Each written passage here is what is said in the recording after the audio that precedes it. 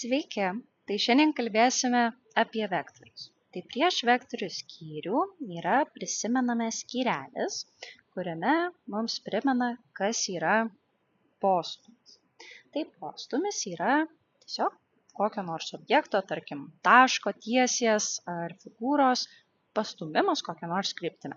Tarkim, mūsų taškas buvo čia, mes jį pastūmėm, jis atsirado čia. Figūra buvo čia, mes ją pastūmėm, ji atsirado čia.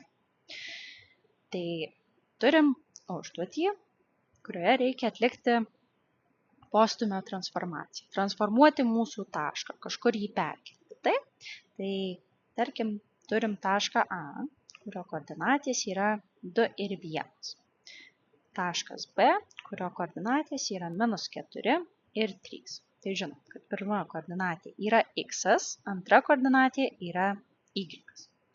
Na tai tarkim, mums reikia atlikti taškų koordinates. X ir y paversti į x + 4 ir y - 5. Jeigu prisiminsite koordinačių plokštumą, tai jeigu mes čia x, čia y ašys, tai jeigu mes turim tašką, tarkim 0, jeigu mes atimam iš x, tai keliaujam į kairę, jeigu pridedam prie x, keliaujam į dešinę. Y, jeigu pridedam, keliaujam į viršų, jeigu atimam, keliaujam į apačią. Na, tai dabar paimkim tą tašką A ir pasirašykim 2 ir 1. Mums 2 ir 1 reikia transformuoti. Tai kur x yra čia, tas pats x yra ir čia.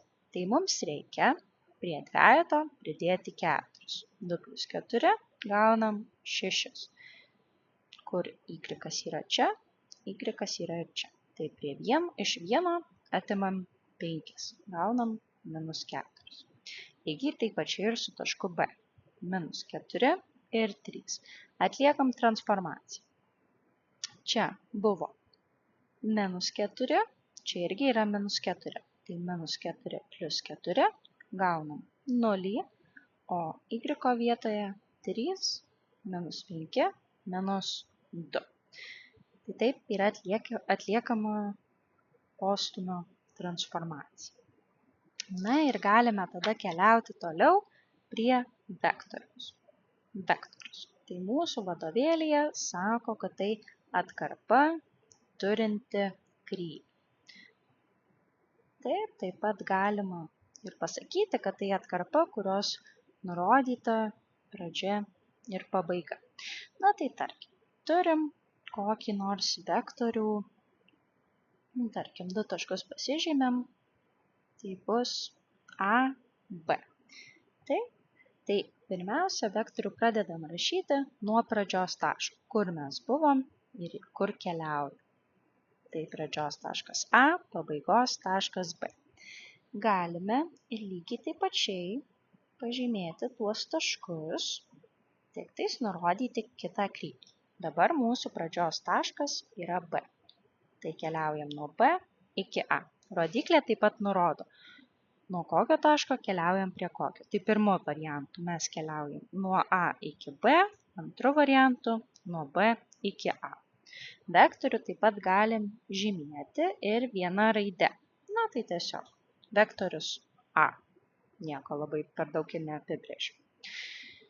Na ir tada galime prieiti prie tokios išvados, kad vektorius irgi yra postūmis. Tarkim, mes keliaujam į kokį nors žygį. Mes buvom taške A, mes ėjom ten, tarkim, čia ėjom ir atsidūrėm šitame taške. Tai vektorius, tarkim, čia bus vektorius C yra mūsų pradžios taškas, D pabaigos. Na, tai tas vektorius parodo, kur mes buvome ir kur nukeliavom. Na, ir tada galim prieiti prie rūšių. Tai kol kas mes nagrinėjom tik kelias rūšis, tai lygiuosius vektorius ir priešinguosius. Tai lygieji vektoriai. Tai dabar lygiųjų vektorių mes turim pagrindinės dvi savybės. Taip, kad jie turi būti tokio pat ilgio ir tokios pat krypties.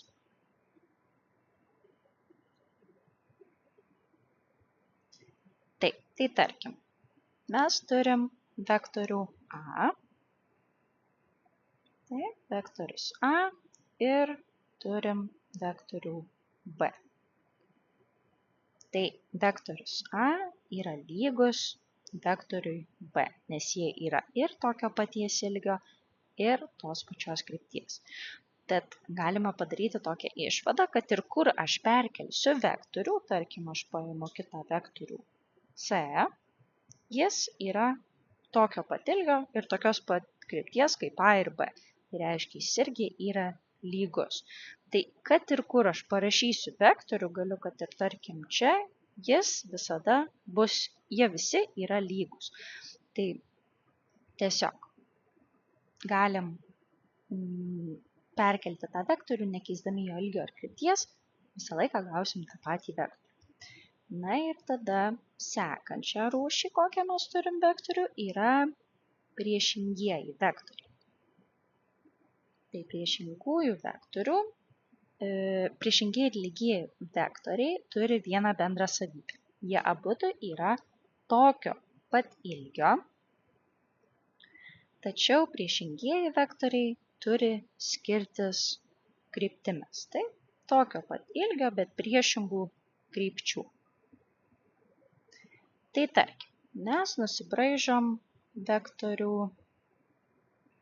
A, taip, kiek čia 1, 2, 3, 4, 5 langai, taip, vektorius A. Ir nusibraižom vektorių B, taip, tik pažymėm, kad jie yra skirtingų krypčių.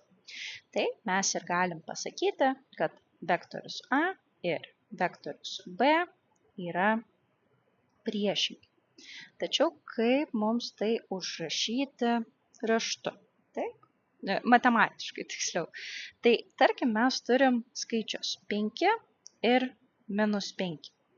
Aš noriu 5 ir -5 užrašyti kokią nors lygybę.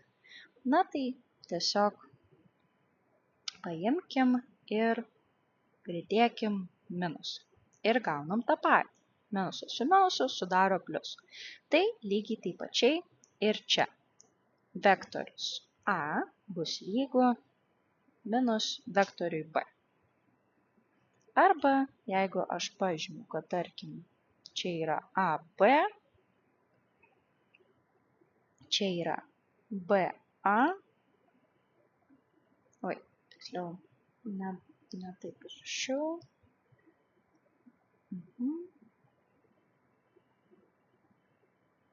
Taip, čia yra BA vektorius, tai mūsų vektorius AB bus lygu minus BA. Taip, lygiai taip pačiai kaip čia, tai taip pačiai ir čia. Na ir tada galim keliauti prie šiek tiek sudėtingesnės temos – vektorių sudėtis. Taip, tai dabar kaip mes sudedame vektorius. Tai tarkim, mes buvom taške A, nukeliavom į tašką B. Iš taško B nukeliavom į tašką C. Tai dabar mes sudedam vektorius A plus vektorius AB plus vektorius BC. Tai dabar mūsų yra pradinis taškas ir mūsų vektorių sudėtis yra kelionė iki galutinio taško. Tai gaunam vektorių AC. Taip, tai AC yra atsakymas pirminis taškas ir paskutinis taškas. Taip, ir gaunam AC. Na, tarkim, mes turim daug skirtingų vektorių, ar ne? Tarkim, turim DE vektorių, EF, FG, GH, tarkim, ten turim K vektorių, ar ne? Tai visiškai nesvarbu, kiek mes tų vektorių sudėsim, DE plus EF plus FG plus GH plus HK, Tai visiškai nesvarbu, kiek vektorių sudėsim, mūsų vektorių sudėtis yra pirmas taškas ir paskutinis. Tai pirmas ir paskutinis. Taip, tai tokia yra mūsų vektorių sudėtis. Toliau, kas yra nulinis vektorius? Tai nulinis vektorius jau iš karto žinom, kad yra įsitraukęs nulis. Tai nulinis vektorius yra tas, kurio pradžios ir pabaigos taškai sutampa. Taip, pradžios ir pabaigos taškai sutampa.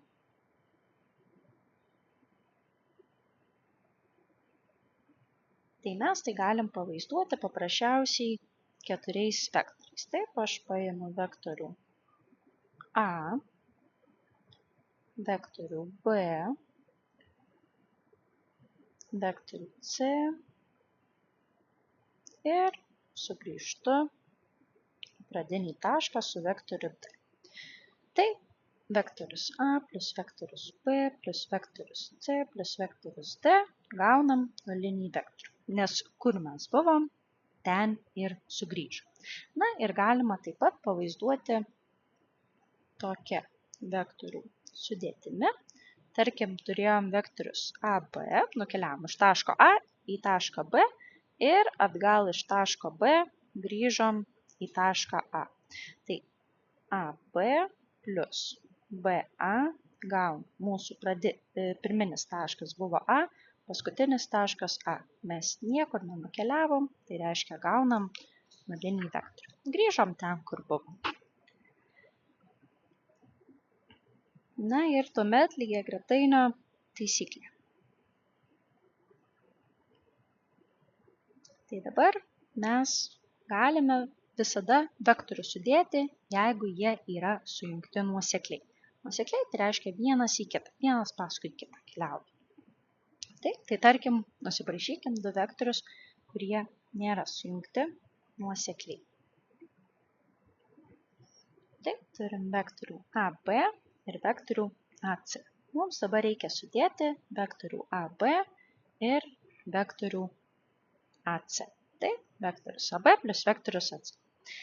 Tai vektorius mes galim stumdyti, kur norim. Galim stumdyti į kairę, į dešinę, į viršų, į apačią. Svarbu, kad nepakeistų krypties ir nepakeistų ilgį. Taip, tai tarkim, mes savo šitą vektorių AB nukeliam į kitą vietą. Taip, tarkim, gal kokia kita spalva paimkim, pažymėkim, kad mūsų vektorius atsiranda štai čia. Taip, mes duodam šitam taškui naują raidę, tarkim, D. Tai dabar mūsų AB vektorius transformuojasi į vektorių CD. Taip, CD vektorius plus AC. Taip, tik tais dabar mes negalim atlikti šitos sudėties, nes mūsų vektoriai turi eiti nuosekliai. Tai reiškia, mums reikia apkeisti šitus 2 vektorius, taip, kad gautume AC plus CD. Na ir tada gaunam savo vektorių sudėtį AD. Vektorius mes galim stumti į bet kurią pusę. Galim stumti į kairę, galim stumti į dešinę, tai visiškai nesvarbu, kur jis vektorių ir visiškai nesvarbu, kur stumsim. Svarbiausia, kad jie būtų sujungti nuosekliai. Tai mes galėjom, aišku, stumti ir AC vektorių, galėjom AB vektorių į kitą vietą padėti, po apačią AC vektorių, žodžiu, kaip tik nori. Taip, tarkim, mes galim paimti išvis 2 vektorius, kurie apskritai kartu net nėra susijungę. Taip, tai tarkim vektorius AB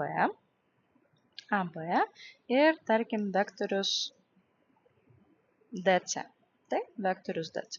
Tai ką mes galim padaryti, tarkim, paimti tą vektorių DC, perkelti į šitą vietą. Dabar aš labai taisyklingai nenubraižysiu, bet žodžiu apytiksliai. Mes perkeliam šitą vektorių, tarkim, į šitą vietą, ar ne? Čia lieka mūsų C, mums D jau nebereikia, nes mes turim A ir mūsų vektorių sudėtis gaunasi CA plus AB ir gaunam atsakymą CB. Taip. vektorius CB. Gal truputį prailginčiau rodiklį. Na, ir toliau galim keliauti prie vektorių atimties. Tai dabar vektorių atimtis turi tam tikrą taisyklę. Tai iš vieno vektoriaus atimdami kitą, mes patį atimties veiksmą pakeičiame sudėtimi, o tą vektorių, kurį mes atėmėm, mes jį apkeičiam priešingu. Tai tarkim, mes turim vektorius AB minus CD. Tai pirmiausia, mes keičiam veiksmą AB plus ir CD mes apverčiam aukštyn kojom, gaunam DC. Na tai lygiai taip pačiai kaip su skaičiais. 6 minus 3 gaunam 6 plus minus 3. Taip? Ir galim suskaičiuoti iki galo. Taip, tai dabar dar vienas svarbus dalykas, kurį reikia žinoti, tai kad gavo šitoj vietoj, pabrauksiu ryškiau, kad minus CD yra lygu DC. Tai minus CD yra lygu DC. Tai šitą reikia žinoti, tarkim, mes turim ten vektorių DC. Tai jeigu mes jį norim parašyti kaip priešingą, tai tiesiog sakom minus CD. Tiksliau, kad DC ir CD yra priešingi, tai kad juos parašyti kaip lygybę, reikia prie kažkurio minusą parašyti, tą turėjau omenyje, atsiprašau. Na ir tada galim atlikti pavyzdį. Tai pavyzdys. Pirmas pavyzdys, tai turim vektorius einančius iš skirtingų taškų į vieną tašką. Taip, tarkim, turim vektorius AB ir vektorius CB. Eina į vieną tašką. Mums reikia atlikti atimtį AB minus CB. Tai automatiškai skaičiuojam ir keičiam AB plus BC. Tai mūsų vektorius, kuris buvo CB, keičiasi į vektorių BC. Na ir paprasčiausiai gaunu, kad mes buvom šitam taške, nusikėlėm į šitą tašką, galutinį šitus. Mūsų sudėtis gaunasi AC. Taip, tai antras pavyzdys. Tai pirmiausia turėjom vektorius, kurie ėjo iš dviejų taškų į vieną tašką, dabar turim vektorius, kurie eina iš vieno taško į dvi skirtingas vietas. Taip? Tai pirmiausia mes turim vektorių CD minus vektorius CE. Tai dabar ką mes darome? Keičiame minus CE į plus EC. Taip, tai mūsų pasikeičia kryptis iš CE į EC ir mes gauname, kad mūsų pagrindinis taškas buvo E, paskutinis taškas D. Dabar pasižiūrėkime. Šitoj vietoj mes turim pirminį tašką C, o čia mūsų pirminis taškas E. Tai matome, kad šitas vektorius turėjo būti pirmas. Tai ką mes darome? Apkeičiame vektorius vietomis. EC plus CD. Na ir viskas dabar su brėžiniu sutampa, kad iš pagrindinio taško E ėjom ir nuėjom iki D. Pirminis su paskutiniu E, D vektorių gaunam. Na ir trečias pavyzdys, tai turime vektorius FG ir vektorius GH. Tai vektorius GH. FG minus GH. Tai iš karto atimtį keičiame sudėtimi FG plus HG ir matome, kad mūsų vektoriai vėlgi nėra susijungę nuosekliai. Tai jie eina iš dviejų taškų į vieną tašką. Ką mes šitoj vietoje galim padaryti? Tai atlikti kažkokią transformaciją. Tarkim, aš pasirinku, aš noriu transformuoti tą vektorių hg. Aš jį perkeliu į šitą vietą. Taip, jis atsiranda maždaug čia ir tarkim aš įsivedu naują tašką, kuris bus L. Tai dabar mūsų vektorių transformacija buvo pirminis taškas L. Tiksliau gal galim pradėti, kad mūsų FG vektorius išlieka toks pats, o HG vektorius yra LF vektorius. Taip?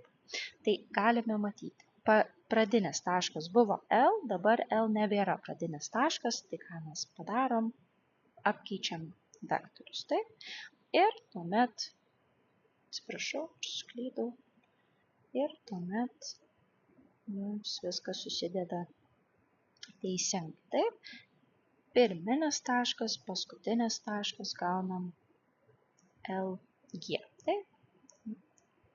Lygiai gretainio savybė. Na ir toliau galime pereiti prie vektoriaus daugybos ir skaičiaus. Vektoriaus daugyba iš skaičiaus. Taip, tai dabar, tarkim, turim vektorių A. Dabar gal čia nelabai gražiai pažymėjau, reikia gal tiksliau šiek tiek. Taip, tarkim, pasiemu aš ten per du langelius vektorius A.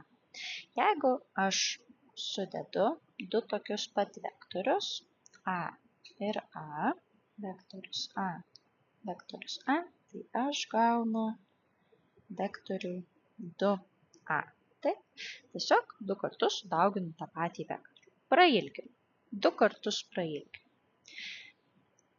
Jeigu mes dauginame vektorių iš neigiamo skaičiaus, tarkim, -2 kart A. Taip, tai čia yra tiesiog du kartus prailgintas vektorius ir pakeičiama jo kryptis. Tarkim, turėjom vektorių A, turėjom vektorių 2A, na ir turim vektorių -2A. Pakeičiama jo kryptis. Tai tiesiog daugindami prailginam, o daugindami iš neigiamo skaičiaus dar pakeičiam jo kryptį. Tada kas vyksta su dalyba? Tai dalinti mes kaip ir negalim teoriškai atlikti dalybos veiksmo, bet mums vektorius mes juos galim sutrumpinti. Tai dalybos veiksmo mes tiesiog nerašom dalybos veiksmo, o verčiam jį į daugybos veiksmą. Tai tarkim, mes norim sutrumpinti A per pus. Tai mes negalime rašyti A padalinti iš 2. Todėl, ką galime parašyti, kad A padauginti iš 1/2. 1/2 vektorius A. Taip. Na ir taip ir gaunasi, jeigu norim du kartus sutrumpinti ir pakeisti kryptį, tai tiesiog galime A padauginti iš 1/2. Taip. Du kartus sutrumpinam ir pakeičiam kryptį. Tai ką mums reikalinga ta daugybė, tai mes galim, pavyzdžiui, apibrėžti, ar ne? Tarkim, turiu vektorių DC ir turiu vektorių AB. Tai dabar aš galiu apibrėžti, kad jeigu aš du kartus sudauginu, pailginu vektorių du kartus, tai aš gaunu vektorių AB.